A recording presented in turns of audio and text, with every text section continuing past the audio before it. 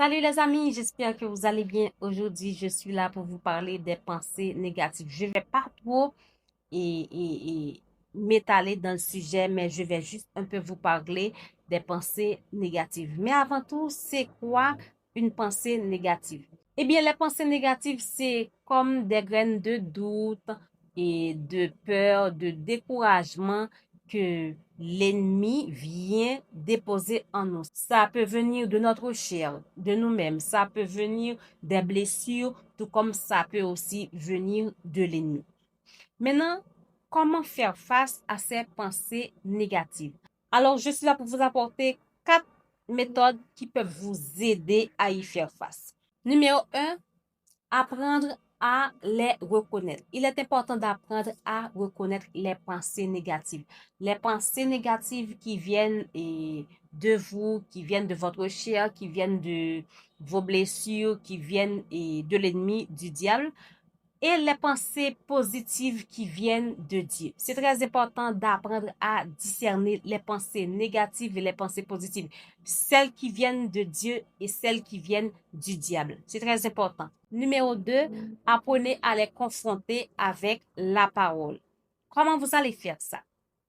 Donc, tout comme lorsque vous priez avec la parole, comme dit la Bible, Jésus, tu as dit dans ta parole, dans tel passage, et frappez, et tu nous ouvriras, demandez, et tu nous donneras, des tas de choses comme ça. Donc, vous faites face aux pensées, vous faites face et à ces pensées négatives-là avec la parole de Dieu.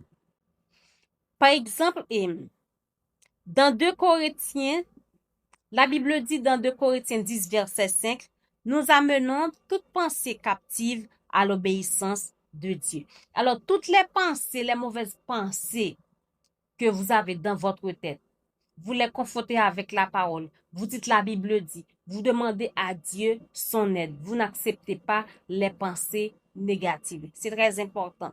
Il faut savoir que, par exemple, quand une pensée est dans votre tête dit, vous êtes seul. Il est important de vous rappeler que la Bible dit dans Hébreux 13, le verset 5, je ne te délaisserai point, je ne t'abandonnerai point. Alors là, vous confrontez cette pensée négative avec cette parole-là, avec Hébreux 13, verset 5. Numéro 3, remplacez les pensées négatives par des pensées de vie, par des promesses de Dieu. Par exemple, si une pensée te dit dans ta tête, tu mourras très jeune, tu ne vas pas réussir. Vous dites non, la Bible dit, et je serai avec vous tous les jours jusqu'à la fin du monde. La Bible dit, je ne mourrai pas, je vivrai et je raconterai les œuvres ou les promesses de l'Éternel. Vous remplacez les pensées négatives par des promesses de vie, par des pensées positives. Choisis volontairement de méditer la bonté, la grâce de Dieu au lieu de vous laisser envahir par ces pensées négatives. Lorsque les pensées négatives viennent vous submerger, méditez sur votre vie, méditez sur la promesse que Dieu a déposée sur votre vie. C'est mieux. Comme ça ne va pas vous amener à douter des promesses de Dieu. C'est très important. Quatrièmement, priez et remettre votre esprit à Dieu. Dieu est capable de tout faire. Dieu est capable de nous aider. Lorsque vous vous sentez accablé, lorsque vous sentez c'est comme une nuée noire qui est tombée sur vous et que ça vous aveugle, vous sentez vraiment une oppression de peur, de doute. Vous, ce que vous allez faire, vous allez prier et remettre votre esprit à Dieu. Vous allez demander à Dieu de prendre le plein contrôle et de votre esprit, de vos pensées et tout le tralala. Parce que la Bible dit dans Philippiens 4 et 6, ne vous inquiétez de rien, mais en toute chose, faites connaître vos besoins à Dieu. Alors priez, demandez à Dieu son aide. Demandez à Dieu de vous débarrasser de ces pensées négatives. Et dans le verset 7, il dit, et la paix de Dieu gardera vos cœurs et vos pensées en Jésus-Christ.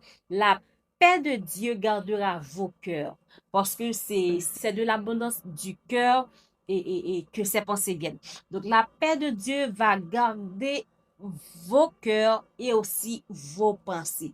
Comme ça, les doutes la peur et le découragement ne vont pas vous atteindre. Parce que Dieu, il est capable de tout. Dieu peut tout. Lorsque vous faites face à ces moments difficiles, lorsque vous faites face à ces pensées négatives, ce que vous allez faire, vous allez tout déposer aux pieds de Jésus. Je vais reprendre pour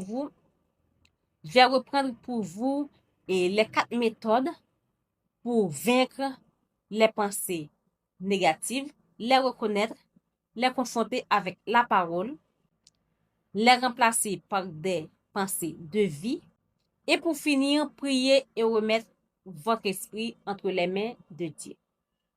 J'espère que ces 4 méthodes vont vous aider à combattre les pensées négatives. C'est valable aussi pour moi parce que qui n'a jamais eu des pensées négatives dans sa vie? Je pense que tout le monde.